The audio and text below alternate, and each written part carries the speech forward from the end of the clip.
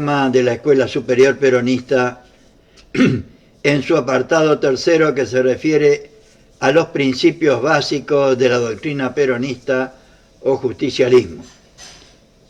En este caso estamos hablando de filosofía peronista en el encuentro número 7, que no es ni más ni menos que la teoría que explica el principio peronista, según el cual el hombre, la mujer, el ser humano, es una dignidad, principio que por otro lado determina el modo y la manera de vivir peronista. Recordando siempre el lema de esta materia, que nos recuerda un mensaje de Perón de comunidad organizada. El hombre o la mujer puede desafiar cualquier contingencia y cualquier mudanza cuando se haya armado de una verdad sólida para toda la vida. Y trabajar para los demás, considerando a los demás seres humanos como iguales a nosotros, creo que es una verdad sólida que nos puede ayudar a trabajar durante toda la vida. Hoy vamos a continuar con el capítulo tercero, referidos a los antecedentes de la filosofía peronista, y nos vamos a referir, en este caso en forma particular, al cristianismo y a los utópicos, a los sofistas. No, perdón. Se me fue la idea. Pero de cualquier manera vamos a recordar hoy, como todos los días, el lema central de esta materia, o mejor dicho, el principio filosófico fundamental de esta materia, que, como les decía recién, nos indica que el hombre, la mujer, el ser humano es una dignidad, que por otro lado el hombre, la mujer, el ser humano es principio y fin en sí mismo, o sea, tiene valores individuales.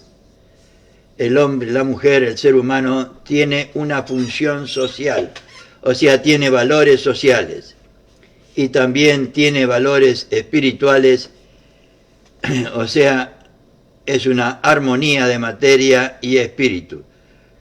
Tema que vamos a ver hoy al analizar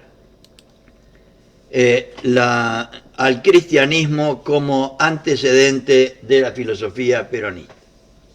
Y vamos sobre todo a considerar en qué sentido se considera al cristianismo como antecedente de la filosofía peronista. Y Perón decía así en el 29 de octubre de 1950 en el Congreso Eucarístico Nacional de Rosario: nosotros no solamente hemos visto en Cristo a Dios, sino que también hemos admirado en él a un hombre. Yo creo que este tema es central. No estamos hablando acá de temas religiosos, sino de las influencias sociales de ideas religiosas.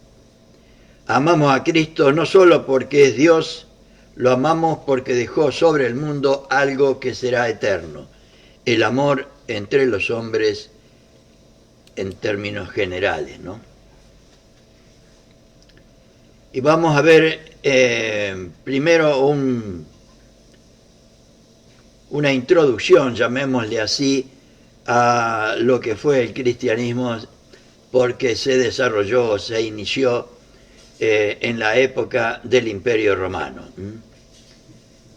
O sea, vamos a hablar entonces de la Roma de los Césares. En el tiempo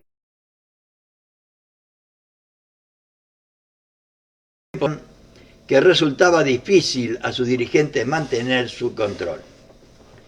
Esta dificultad provenía no solo de la extensión territorial que cubría, sino de la falta de un poder centralizado capaz de llevar una firme autoridad a todas las regiones.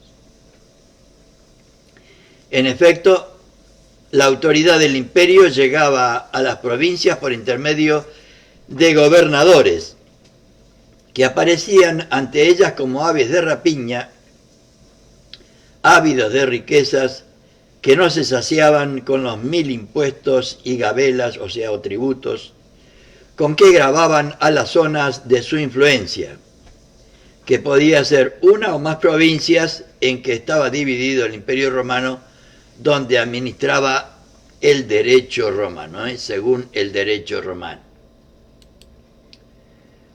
Estos procónsules que recaudaban para los gobernadores usaban de cualquier medio para expoliar los bienes de los que algo tenían, usufructuando de todo esto en su propio beneficio y dando rienda suelta a las costumbres licenciosas que traían de la metrópoli. Esto y las corporaciones internacionales y los que nos gobernaron los últimos 4 años no tienen ninguna diferencia. Esta situación no hacía más que debilitar el prestigio del imperio. Por otra parte, la misma debilidad que se manifestaba en sus relaciones con las provincias aparecía en el gobierno interno.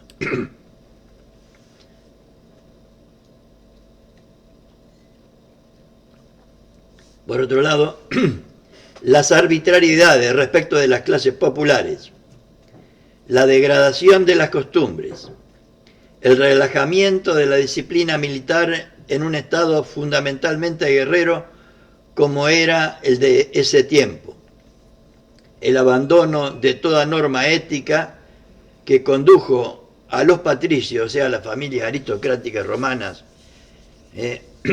la aristocracia de aquella época, a desatender las graves tareas de que eran responsables para empantanarse ellos y sus preferidos en la degradación de las costumbres que sobreviene cuando se rompen los diques morales. Todo unido a la impotencia demostrada por los militares romanos para contener a los bárbaros, o sea, los pueblos no romanos, o sea, los germanos, los tártaros, los mogoles, los francos, etc., que ya golpeaban a las puertas de Roma, habían creado una situación verdaderamente insostenible. Están los primeros peronistas con este texto, nos están tratando de ubicar la situación mundial de aquella época, que si sabemos entender un poco entre ese imperio y los imperialismos, o el imperialismo que hoy nos pretende dominar a través de las corporaciones internacionales, sobre todo las financieras, no tienen mucha diferencia. Y la conducta de esta gente, expresada fundamentalmente en los que nos gobernaron los últimos 4 años, tampoco tiene mucha diferencia. Por eso el conocer la historia siempre, siempre ayuda a no cometer o repetir errores. Tal situación, o sea, la de la Roma de aquella época, llegó a provocar la protesta de los perjudicados, así como también la de aquellos romanos que, viendo que se marchaba al precipicio, comenzaron a sostener la necesidad de una vuelta a las virtudes superiores que había permitido a Roma alcanzar la situación de privilegio que detentara en otrora, o sea, en otra época. Entre los que así pensaban estaban los filósofos estoicos, que yo no me acordaba recién, los estoicos, que llevaron esa preocupación hasta encarar los problemas de la sociedad con un criterio de tal grandeza moral que fue un anticipo, en cierto modo, de la prédica de Cristo. Por esta razón, expondremos en rápida síntesis lo fundamental de su doctrina, que por otra parte convendrá tenerla presente para el estudio de los capítulos de Ética Peronista.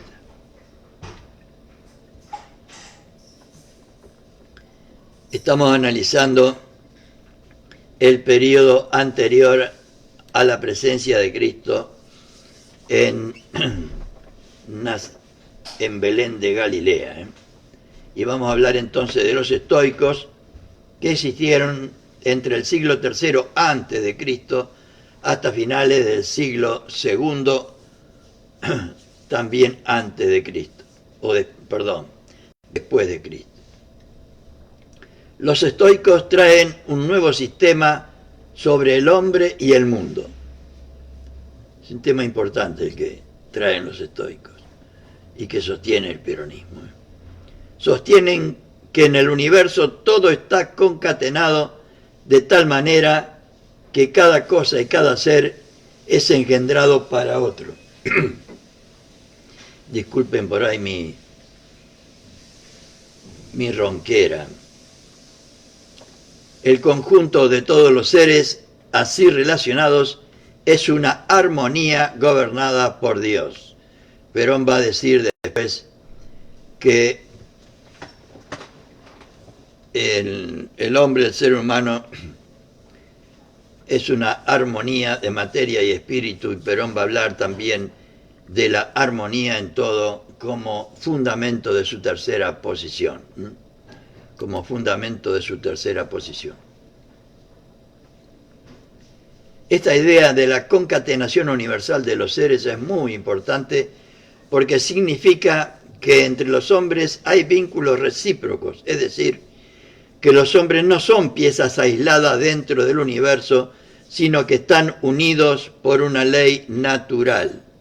Por eso Perón, cuando habla de la organización nacional, lo compara habitualmente con la organización que tiene nuestro cuerpo, compuesto de células, de órganos, miembros, etcétera, etcétera, donde todo está absolutamente concatenado y donde el dolor en la punta de una uña, de un dedo o debajo de una uña nos impide el ejercicio de todas nuestras funciones. Violar esta ley de unión es un acto de maldad, decían los estoicos. La esclavitud es una violación a esa unión de los seres y por eso debe ser combatida. Por consiguiente, esta ley natural hace que el hombre no sea extraño al hombre, más aún. Ella exige que todos los hombres se consideren connacionales y conciudadanos, y que sea una la vida y el mundo. Por eso Perón va a considerar después y va a hablar de la comunidad organizada, donde no todos nos consideremos connacionales y conciudadanos. Estos principios conducen al concepto dominante de los estoicos romanos, según el cual caritas generis humani, o sea, el amor al género humano que los aproxima al cristianismo. Estos principios conducen al concepto dominante de los estoicos, el amor al género humano que los aproxima al cristianismo, como vamos a ver más adelante. Estas ideas iban produciendo fermentos favorables entre las clases aristocráticas con las cuales estaban vinculados sus sostenedores, ganando terreno aún entre los círculos más allegados a los emperadores. Marco Aurelio, que vivió de 121 a 180 después de Cristo, llegó a ser partidario de ellas. La situación, por otro lado, de las clases populares, mientras tanto, no mejoraba lo más mínimo, lo cual creaba las condiciones para el estallido de violentas revueltas internas de esclavos y libertos. En síntesis, el Imperio Romano nos presenta en estos momentos el siguiente escenario. Los dirigentes desprestigiados ante sus súbditos e impotentes para seguir conduciendo semejante sistema parasitario, con una oposición cada vez más firme tanto en Roma como en las provincias, en las cuales ya habían penetrado pacíficamente o por la fuerza los bárbaros. Por otro lado, los esclavos y libertos soliviantados, las tropas indisciplinadas, los mandos inoperantes. La situación de la Roma de aquella época. En medio de este clima general que amenazaba al inmenso mundo romano, Jesús inicia su prédica. Una descripción somera de la situación general del Imperio Romano en el momento de aparecer Jesucristo a dejarnos su predicación, que nosotros la vamos a considerar, como van a ver enseguida, no en el aspecto estrictamente religioso, sino en el aspecto social y político. Vamos a ver entonces Cristo y su doctrina. Y vamos a ver en él que Cristo aparece como defensor de los humildes. Estamos viendo el aspecto humano. Como un justiciero que anatematiza con palabra vigorosa a los opresores y pervertidos, llamándolos a cumplir con sus responsabilidades ante Dios y ante los hombres. Esto es lo que consideramos desde el punto de vista político en el cristianismo. El cristianismo es en su origen la expresión de los oprimidos.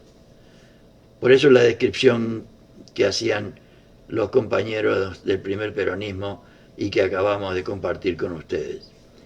El cristianismo fue en aquella época la expresión de los oprimidos, la religión de los esclavos, de los libertos, de los pobres, de los hombres privados de derechos, de los pueblos sometidos al despotismo de Roma. Los primeros cristianos fueron, pues, los caídos y los oprimidos, que arrastraban su vida desdichada por la poderosa y corrompida ciudad de Roma, por los extensos latifundios de toda Italia, Sicilia y África. Para elementos tan diversos no se presentaba una senda común de liberación. Repito, para elementos tan diversos de caídos, oprimidos, de hombres y mujeres que arrastraban su vida desdichada por la poderosa y corrompida ciudad de Roma, Italia, Sicilia y África, no había una senda común de liberación, cosa que Perón nos propuso también en la Argentina. Entonces el hombre libre, derrotado por los romanos, soñaba con su ciudad de origen, en general la polis griega, de la cual sus antepasados habían sido ciudadanos. El prisionero de guerra, reducido a la condición de esclavo, soñaba con la vuelta a los tiempos de la libertad antes de su cautiverio. El pequeño campesino, esclavizado por las deudas, como vimos viendo el tema de Grecia, anhelaba la tierra que estaba en manos de los poderosos, como siempre, y a los cuales nunca alcanzaba a pagar todo lo que le exigían. Toda esta gente sin horizontes, sumida en la desesperanza, encontró el camino de liberación en la palabra nueva de Jesucristo, que agitó las ansias de una vida más justa con sus pensamientos inflamados de amor. Bienaventurados los que tienen hambre y sed de justicia, porque ellos serán hartos, decía Jesús. Ante los cuadros pavorosos de hambre y de enfermedad, de vergüenza y de humillación que contempla Jesús en su marcha, cuyos culpables son los ricos por su insensibilidad, egoísmo e injusticia, como ahora también y como siempre, levanta su palabra condenatoria. De cierto os digo que un rico difícilmente entrará en el reino de los cielos. Más os digo, que más liviano trabajo es pasar un cabello por el ojo de una aguja que entrar un rico en el reino de los cielos. Pero le asalta el pensamiento doloroso de que mañana los pobres redimidos puedan ser iguales que los ricos, por eso dice enalteciendo el concepto de la justicia. Pues yo os digo que si nuestra justicia no fuera mayor que la de los escribas y fariseos, no entraréis en el reino de los cielos. Está hablando de la justicia humana, centrando su prédica contra la guerra de los unos contra los otros y de los pueblos contra pueblos, bendice a los pacificadores, a los hombres de buena voluntad, que siempre saben encontrar los caminos para el entendimiento fraternal. Bienaventurados los pacificadores, porque ellos serán llamados hijos de Dios. Por eso, Perón, en un texto que pude encontrar en una de las revistas de Mundo Peronista, Perón afirma que de nada sirve la felicidad del pueblo sin la grandeza de la nación. O sea, de nada le sirvió al pueblo, por lo menos en concepto de Perón, que Napoleón o los emperadores romanos hayan conquistado gran fama a costa de la muerte de sus soldados en los campos de batalla. Por eso Perón plantea como finalidad suprema de su proyecto político la felicidad del pueblo y la grandeza de la patria, no la destrucción de nada ni de nadie, lo cual solo se puede hacer en paz. Sin cansarse de insistir en el más glorioso concepto surgido de la esencia misma de Dios y del hombre, o sea, amaos los unos a los otros. Voy a repetir esta idea porque la mezclé demasiado con conceptos míos. Centrando su prédica contra la guerra de los unos contra los otros y de pueblos contra pueblos, bendice a los pacificadores, a los hombres de buena voluntad, que siempre saben encontrar los caminos para el entendimiento fraternal entre los hombres. Bienaventurados los pacificadores, porque ellos serán llamados hijos de Dios. Sin cansarse de insistir en el más glorioso concepto surgido de la esencia de Dios y del hombre. Amaos los unos a los otros. Expresión que después le va a hacer decir a Perón un texto que para mí es maravilloso, en el sentido de que el amor es lo único que construye. El amor es lo único que construye. En base a esta prédica, que toca las fibras más auténticas de la condición humana, Jesús triunfa en su Calvario. Y así el cristianismo produce el milagro de abrir las más anchas vías a la consideración de las potencias y capacidades humanas sin caer en la vanidad homocéntrica al afirmar con más fuerza que ningún otro movimiento de la historia la existencia del Dios único, omnipotente y todopoderoso, supremo creador de todo y fundamentalmente el artífice del hombre hecho a su imagen y semejanza. Este concepto del hombre hecho a imagen y semejanza va a ser el fundamento de nuestra dignidad y por lo tanto de que todos somos absolutamente iguales. Antes solo los poderosos eran los hijos de los dioses. Y ahora también hay algunos que se creen los hijos de los dioses, detestando a los demás. Antes solo los poderosos eran los hijos de los dioses. En adelante, tanto lo será el poderoso como el desheredado, con la diferencia de que el desheredado se sentará a la diestra de Dios, o sea, se sentará a su diestra. la prédica de Jesús es eminentemente popular y justiciera. Y en este sentido, el peronismo es cristiano, en este sentido. De ahí que el justicialismo no pueda reconocérselo sino como un cristianismo adaptado a las condiciones históricas de nuestros tiempos, en el aspecto político. Perón dirá después en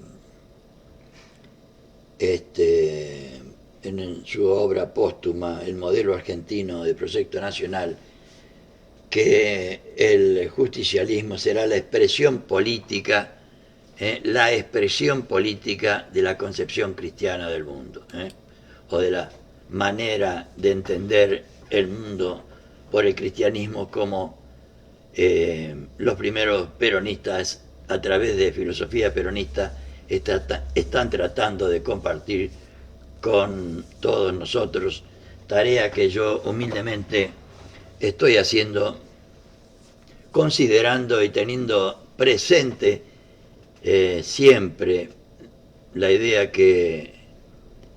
según la cual para mí el mayor éxito que han tenido nuestros enemigos, o sea, los que nos quieren aniquilar, porque enemigo es el que te quiere aniquilar, ha sido el ocultamiento sistemático del pensamiento político de Perón y del peronismo.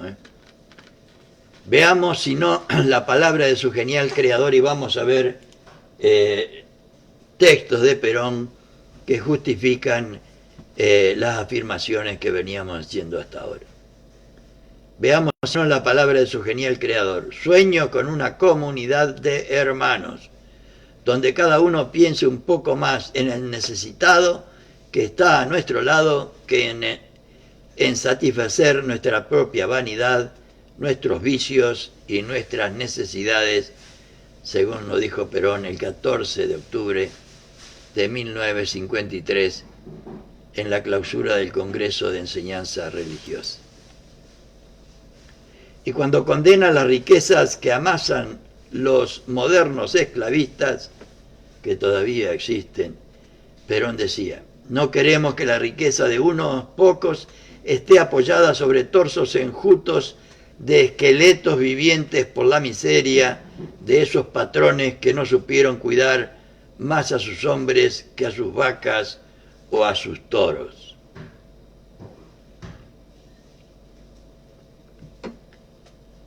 Y algunos cuidan más a sus vacas y a sus toros que a su gente, seguro que sí. O cuando señala la necesidad de un reparto equitativo de los bienes. La riqueza no vale nada si no se puede dirigir el reparto para que a todos les toque lo indispensable para vivir y gozar de una vida digna que merezca ser vivida.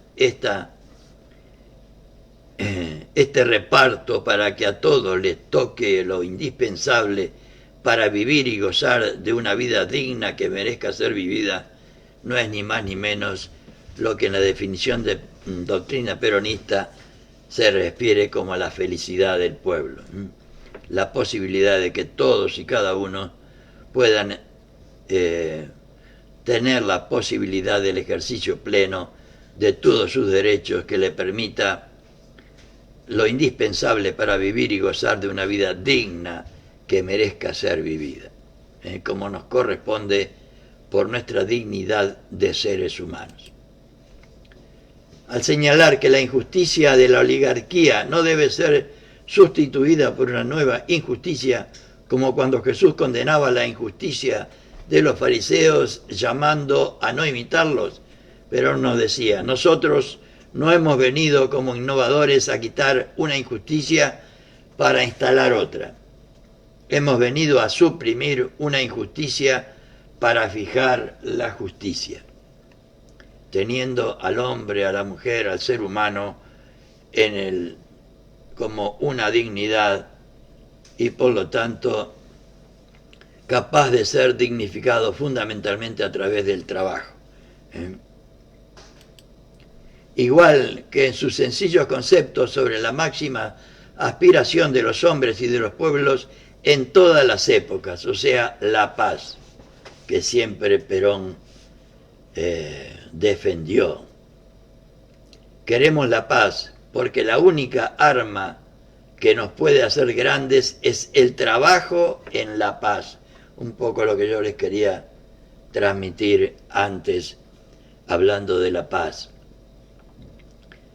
Él decía que lo único que construye es el amor, y hemos podido comprobar nosotros en estos últimos 4 años que el odio de la gente que nos gobernó destruyó casi absolutamente todo. Dejaron, como dice una película, tierra arrasada. Eso es fruto del odio. Vemos en estas palabras de Perón el vigor y la perennidad del pensamiento de Jesús, que resume las más nobles aspiraciones de toda la humanidad, y que por otro lado todos estos conceptos ya están insertos, diríamos, en los principios de los derechos del hombre, ¿no?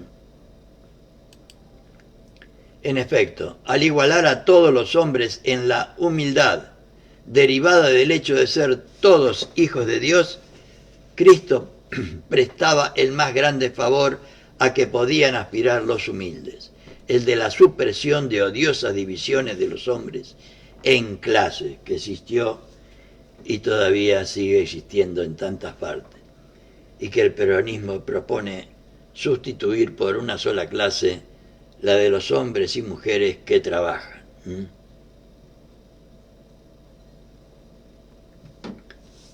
Aún el género humano debió sufrir la prueba del absolutismo, la explotación y opresión capitalista y la aniquilación totalitaria, pero la vía luminosa se abrió ante los pueblos en el momento en que fue clavada a la tierra la cruz del mártir del Gólgota. Esa vía luminosa no ha hecho más que ensancharse hasta llegar a este momento en que nosotros lo pretendemos y la realidad lo confirma. En el extremo austral del continente americano se instaura un régimen social que enarbola los inmortales principios cristianos y los concreta en hechos, hablando fundamentalmente de la valoración del hombre, de la mujer, del ser humano como una dignidad, como principio y fin de todo lo que hacemos, como punto de partida y de llegada, y la constitución de un proyecto político que tiene por finalidad suprema alcanzar la felicidad de todos y cada uno de los integrantes del país a través de la realización de la posibilidad real del ejercicio de todos sus derechos, salud, trabajo, educación, etc., y la grandeza de la nación, o sea, la utilización de los recursos generados por los argentinos, primero en beneficio de los argentinos y no del Fondo Monetario Internacional y mucho menos de las corporaciones internacionales. Y con esto, compañeras y compañeros, damos por finalizado hoy nuestro encuentro referido a los antecedentes de Jesucristo y algunas ideas fundamentales por las cuales se dice que el cristianismo es un antecedente de la filosofía peronista. Muy buenas noches a todos y a todas, y será hasta mañana, donde seguiremos compartiendo con ustedes los antecedentes de la filosofía peronista, o sea, los utopistas. Ya vamos a pasar a la Edad Media y al Renacimiento. Muy buenas noches a todos y a todas. Será hasta mañana, si Dios quiere.